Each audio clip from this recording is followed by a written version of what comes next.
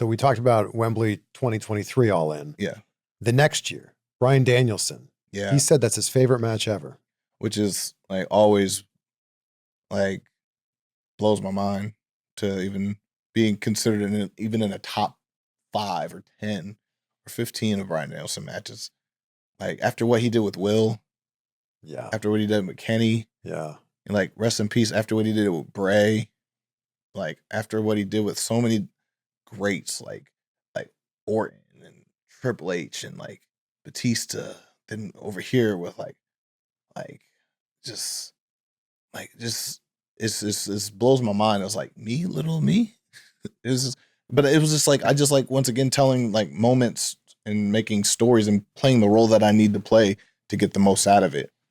And I always like to go into any match like, what elements do I have to play with that can make this match not better, but just different from those other great matches that I named. Yeah. And I had Brie Bella sitting right there with the kids. Yeah. Which that was the key element to the match, was the fact that he wanted to wrestle in front of his kids and he never got to do it. So I was like, I get the honor of being the guy to face off and take advantage of that. Mm. So that was like where like but that's where the story elements of like Swerve the character always uses family against the opponent. I always pick at the heart of the opponent. That's what took Hangman down, playing with his child. The elements of like teasing him with that. I beat Darby because of Nick Wayne.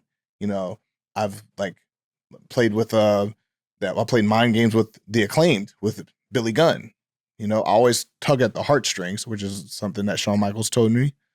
And so I tug on the heartstrings of Bryan Danielson's family being there, but Bryan, Bryan used it as a strength. He used it as his power, and it turned against me.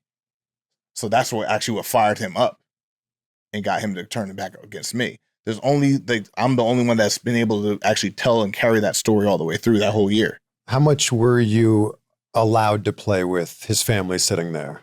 I didn't need much. Like, I was just like, I just need a little bit of interaction, but that's about it. That's all I need. And that's what made that moment at the end after he wins and he's able to celebrate with his family. That's what made it so sweet. Yeah. Which is something that he was denied when he won at WrestleMania 30. Yeah. He never got the chance to like celebrate with his like wife. Isn't that crazy that they didn't want to like admit that they were a real couple on camera? They have their weird reasonings and like rules for those kind of things. It's changed a lot, but to think back, for sure. It was 2014 when he had WrestleMania 30. But that's something you never get that chance back. Of course. Until AEW comes around and offers a chance to do that. Yeah. And I rolled out of the ring. I'm like, no, this is you. I didn't want to I hate that. Like, great job. I'll get you next time. No, like I was the bad guy. I was the asshole. I need to get out of the way. I lost, So, it's just like, this is for Bryan. Bryan has worked so much and inspired a whole generation of guys. He deserves that kind of moment. It's like, and I know there's people out there like, Swerve deserves a longer title reign. I'm like, sure, but I need to be different and better.